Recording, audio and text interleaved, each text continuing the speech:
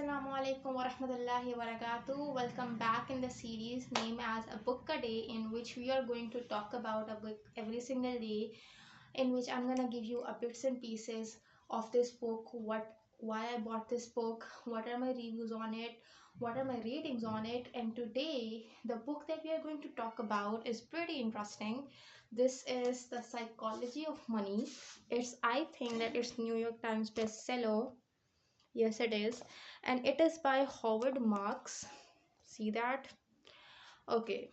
Now, my perspective about this book is a bit weird because if you are really a money minded person, if you are a person who wanted to invest money in their business, if you are a person of stocks and shares and what is real estate and what is happening all around the world, go and buy this book immediately. Okay, I am personally not a money minded person at all. I love the psychology of money, like how everyone in this world wants money. I love to know that. And in the few chapters, he has mentioned that how we are so greedy, how we have this thirst within that we want much, much more money no matter how much we have. We basically don't settle on enough.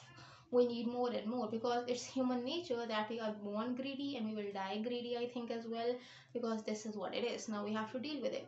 But I personally don't really like this book. I like it to some extent, to some chapters I like it. The few first chapters I really like this book.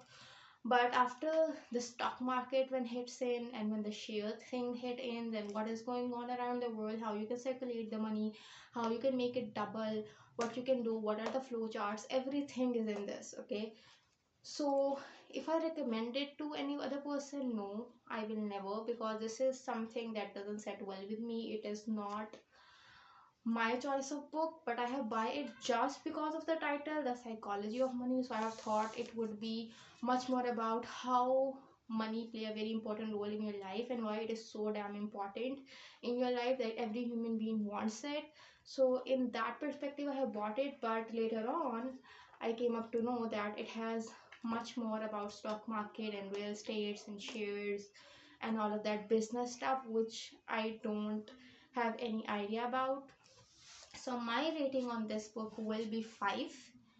Not because it's much more about real estate and all of that stuff. I think that I have bought this book in a wrong perspective of knowing that I will know about how the money spreads in the world, and I will know about how people get so obsessed with money and all of that stuff. So my perspective was wrong, but I will give it a solid 6 and I will not recommend it at all. If you are my perspective sort of a person, that you are really goal oriented and career oriented and love self-help, and it is a self-help book, there is no doubt in it. But if you love real estate, if you love to see what money can do around the world, how you can have a share in the real estate, all of that stuff, then you can go and buy it.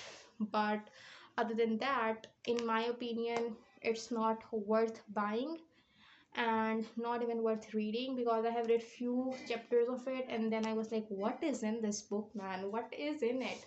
I'm not understanding it at all. So it's a good book, but not the bestest, but a good book. So yeah, this is what it is.